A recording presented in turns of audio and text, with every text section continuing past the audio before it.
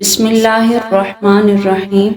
ابن اسحاق کہتے ہیں کہ جب بدر میں مسلمانوں کی فتح اور کفار کی شکست ہوئی اور رسول اللہ صلی اللہ علیہ وسلم نے زید بن حارثہ اور عبداللہ بن رواحہ کو مدینہ میں فتح کی خوشخبری پہنچانے کے لیے روانہ فرمایا اور ان لوگوں نے مدینہ میں آ کر سارا واقعہ بیان کیا تو کعب بن اشرف کو جب خبر ہوئی کہنے لگا، کیا یہ دونوں شخص جو بیان کرتے ہیں یہ صحیح ہیں کہ محمد صلی اللہ علیہ وسلم نے فلاں فلاں لوگوں کو قتل کر دیا؟ یہ لوگ اشراف عرب اور سرداران اہل مکہ تھے، ان کا محمد کے ہاتھ سے قتل ہونا سمجھ میں نہیں آتا۔ اگر یہ بات سچ ہے کہ یہ لوگ محمد کے ہاتھ سے قتل ہو گئے تو زمین کا پیٹ جس میں یہ لوگ سمائے ہیں زمین کی پیٹ سے بہتر ہے۔ اور پھر جب اس دشمن خدا یعنی کعب بن اشرف کو اس واقعے کا پورا یقین ہو گیا تب یہ مدینہ سے مکہ کو روانہ ہوا اور وہاں پہنچ کر مطلب کے پاس ٹھہرا۔ مطلب کی بیوی عاتکہ نے اس کی بہت خاطر کی اور اس نے وہاں بدر کی مقتولوں پر رونا اور قریش کو نبی کریم صلی اللہ علیہ وسلم کی مقابلہ پر ابھارنا اور اسی قسم کے اشعار ان کو سنانے شروع کیے۔ بعد ازاں یہ مدینہ چلا آیا اور چونکہ نہایت خبیث اور بدنیت شخص تھا اکثر عورتوں سے چھیڑ چھاڑ کیا کرتا تھا۔ اس بات کی اور بہت سی باتوں کو رسول اللہ صلی اللہ علیہ وسلم کو شکایات پہنچی۔ آپ نے صحابہ کی طرف مخاطب ہو کر فرمایا، کون ہے جو کعب بن اشرف کو قتل کر سکے؟ محمد بن مسلمہ نے عرض کیا، یا رسول اللہ میں حاضر ہوں، میں اس کو قتل کروں گا۔ آپ نے فرمایا، بس تم ہی اس کام کو انجام دو اگر تم سے ہو سکے۔ محمد بن مسلمہ اپنے گھر آئے اور 3 روز تک نہ کچھ کھایا نہ پیا۔ یہ خبر نبی کریم صلی اللہ علیہ وسلم کو پہنچی تو آپ نے ان کو بلا کر نہ کھانے کا سبب دریافت فرمایا۔ انہوں نے عرض کیا، یا رسول اللہ میں نے آپ سے ایسی بات کا اقرار کیا ہے کہ میں نہیں جانتا کہ میں اس کو پورا بھی کر سکوں گا یا نہیں۔ آپ نے فرمایا، تمہارے ذمہ صرف کوشش ہے۔ محمد بن سلمہ نے عرض کیا، یا رسول اللہ ہم کو اس معاملے میں مشورہ کرنا ضروری ہے۔ حضور صلی اللہ علیہ وسلم نے فرمایا، تم جو چاہو مشورہ کرو، تم کو اس کی اجازت ہے۔ پھر محمد بن سلمہ نے مشورہ کر کے 4 اور آدمی اس کام میں اپنے ساتھ شریک کیے۔ پھر ان چاروں نے پہلے ابو نائلہ کو کعب بن اشرف کے پاس بھیجا۔ ابو نائلہ نے اس کے پاس جا کر پہلے تو ادھر ادھر کی کچھ باتیں کیے اور کچھ اشعار بھی سنائے کیونکہ ابو نائلہ شاعر بھی تھے۔ پھر اس سے کہا، اے کعب بن اشرف میں تو تیرے پاس ایک ضروری کام کے لیے آیا تھا، تو پہلے اس کو سن لے۔ کعب نے کہا، کہو کیا کام ہے؟ ابو نائلہ نے کہا، بات یہ ہے کہ جب سے یہ شخص محمد ہمارے ہاں آئے ہیں طرح طرح کی مصیبتیں اور بلائیں ہم پر نازل ہو رہی ہیں۔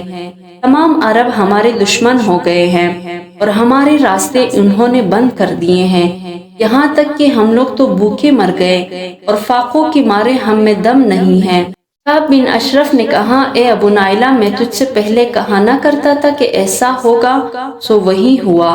ابو نائلہ نے کہا، اب میں تمہارے پاس اس لیے آیا ہوں کہ تم کچھ کھانے پینے کو ہمیں دو اور اس کے بدلے ہماری چیزیں رہن رکھ لو۔ کعب بن اشرف نے کہا، کیا تم اپنی اولاد میرے پاس رہن رکھو گے؟ ابو نائلہ نے کہا، اس بات سے ہماری رسوائی ہوگی اور میرے ساتھ اور بھی لوگ ہیں جو قرض لینا چاہتے ہیں اور میں ان کو تمہارے پاس لانے والا ہوں تاکہ ان کو بھی تم دو اور احسان کرو۔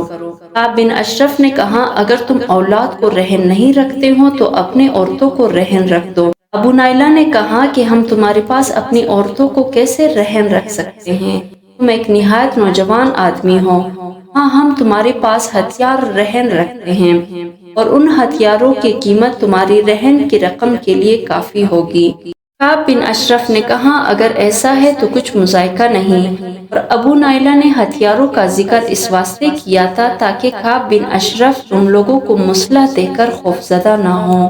فرض یہ کہ ابو نائلہ یہ باتیں کر کے اپنے ساتھیوں کے پاس آئے اور کعب بن اشرف سے جو باتیں ہوئی تھی ان سے بیان کیے۔ پھر یہ سب لوگ رسول اللہ صلی اللہ علیہ وسلم کی خدمت میں جمع ہوئے اور آپ ان کو لے کر بقیع غرق میں تشریف لائے۔ پھر ان لوگوں سے فرمایا کہ خدا کا نام لے کر تم لوگ جاؤ اور دعا کی کہ اے خدا ان کی مدد فرما، اور حضور صلی اللہ علیہ وسلم ان کو رخصت کر کے اپنے دولت خانہ میں تشریف لے آئے۔ یہ لوگ کعب بن اشرف کے مکان پر پہنچے اور ابو نائلہ نے اس کو آواز دی۔ اس کی نئی نئی شادی ہوئی تھی۔ اپنے لحاف کو اوڑے ہوئے یہ باہر آنے لگا۔ اس کی بیوی مانے ہوئی اور کہنے لگی تو ایک جنگجو آدمی ہے، اور جو لوگ جنگجو ہوتے ہیں وہ اس وقت باہر نہیں جاتے۔ اس نے کہا مجھ کو ابو نائلہ نے آواز دی ہے، اگر اس کو یہ خبر ہوتی کہ میں سو رہا ہوں تو مجھ کو نہ جگاتا، اب مجھ کو جانا ضروری ہے۔ عورت نے کہا مجھ کو اس کی آواز سے بدی معلوم ہوتی ہے، مگر کعب نے عورت کی بات کی کچھ پرواہ نہ کی اور سیدھا مکان سے نکل کر چلا آیا اور تھوڑی دیر ان لوگوں سے باتیں کرتا رہا۔ ابو نائلہ نے کہا اے کعب چلو ہم تم ذرا اس چاندنی رات میں فلاں مقام پر بیٹھ کر کچھ باتیں کریں تو بڑا لطف حاصل ہوگا، کیونکہ اس وقت عجیب کیفیت ہے۔ کعب بن اشرف نے کہا تمہاری مرضی، چلو کیا مذائقہ ہے۔ پھر یہ لوگ آہستہ آہستہ اس طرف کو روانہ ہوئے۔ راستہ میں ابو نائلہ نے کعب بن اشرف کے بالوں پر ہاتھ پھیر کر سونگھا اور کہا کیا اچھی خوشبو ہے، ایسی خوشبو تو میں نے کبھی نہیں سونگھی، اور پھر اسی طرح سے کئی بار کیا۔ پھر تھوڑی دور جا کر اس کے سر پر ہاتھ پھیرا اور گردن پکڑ کر زمین پر دے مارا، اور ساتھیوں سے کہا کہ دشمن خدا کو خوب مارو۔ انہوں نے تلواریں مارنا شروع کیے، مگر لحاف کے سبب سے تلواروں نے اس پر اثر نہ کیا، اور دشمن خدا نے ایسا شور مچایا کہ تمام محلہ کے گھروں میں اس کی آواز پہنچی۔ محمد بن مسلمہ کہتے ہیں کہ جب میں نے دیکھا کہ ہماری تلواریں اس پر کام نہیں کرتی، تب میں نے اپنی تلوار اس کی پیٹ پر رکھ کر ایسا زور مارا کہ وہ پشت سے نکل گئی اور دشمن خدا ہلاک ہوا، اور ہماری تلواروں ہی میں سے ایک تلوار سے حرص بن اوس بن معاذ کے سر میں یا پیر میں زخم لگ گیا۔ ہم لوگ تو وہاں سے بھاگ آئے اور بنی امیہ بن زید اور بنی قریظہ کے محلوں سے گزر کر حرۃ العریس میں آ کر ہم نے دم لیا اور حرص بن اوس کے راہ دیکھتے رہے۔ چنانچہ تھوڑے عرصے کے بعد وہ بھی ہم سے آ ملے۔ ہم ان کو اپنے اوپر لاد کر رسول اللہ صلی اللہ علیہ وسلم کی خدمت میں حاضر ہوئے۔ آخر رات کا وقت تھا اور آپ اس وقت نماز پڑھ رہے تھے۔ ہم نے سلام کیا، آپ صلی اللہ علیہ وسلم باہر تشریف لائے۔ ہم نے دشمن خدا کے قتل کرنے کی خبر آپ سے بیان کی، آپ بہت خوش ہوئے اور ہمارے ساتھی کے زخم پر اپنا لعاب مبارک لگا دیا۔ اس کے بعد ہم لوگ اپنے اپنے گھروں میں چلے آئے۔ پھر اس دن سے کعب بن اشرف کا حال دیکھ کر تمام یہودی مسلمانوں سے کانپنے لگے۔ ابن ہشام کہتے ہیں کہ مجھ کو ہویسہ کے اسلام لانے کی روایت اس طرح پہنچی ہے کہ جب رسول اللہ صلی اللہ علیہ وسلم بنی قریظہ پر فتح یاب ہوئے تو 400 کے قریب یہودی ان میں سے آپ نے گرفتار کیے۔ یہ لوگ اوس کے حلیف تھے اور ان کے ساتھ ہو کر خزرج سے لڑا کرتے تھے۔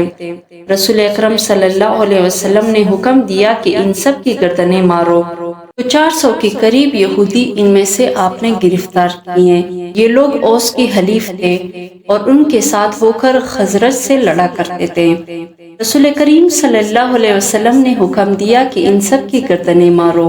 چنانچہ خزرج کے لوگوں نے ان کو بہت خوشی خوشی قتل کرنا شروع کیا اور ان کے چہروں سے خوشی کے آثار نمایاں تھے، بخلاف اوس کے لوگوں کے کہ ان میں خوشی نہ پائی جاتی تھی۔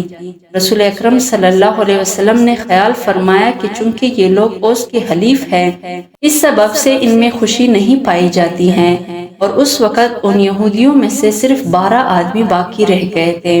وہ حضور صلی اللہ علیہ وسلم نے اوس کی 24 آدمیوں کے حوالے کیے اور فرمایا ان کی گردنیں تم مارو۔ ان یہودیوں میں کعب بن یہودہ بن قریظہ کا سردار بھی تھا۔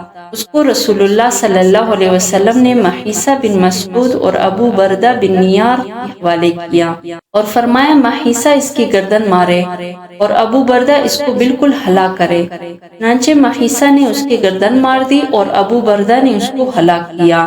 ہویسہ نے جو اس وقت تک کافر تھا اپنی بائی محیصہ سے کہا کہ کیا تو نے کعب بن یہودہ کو قتل کر دیا؟ محیصہ نے کہا ہاں۔ ہویسہ نے کہا واللہ تیرے پیٹ میں اس کا مال قرض کھا کر اس قدر چربی پیدا ہوئی ہے، پھر بھی تو نے اس کا کچھ خیال نہ کیا۔ محیصہ نے کہا ہاں، مجھ کو اس کے قتل کرنے کا ایسے شخص نے حکم فرمایا تھا کہ اگر وہ تیرے قتل کرنے کا حکم فرمائے تو واللہ بے تعامل تجھ کو قتل کر دوں۔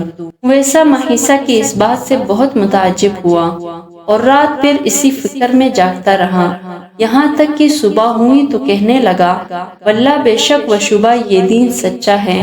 پھر صبح کو حضور صلی اللہ علیہ وسلم کی خدمت میں حاضر ہو کر مسلمان ہوا۔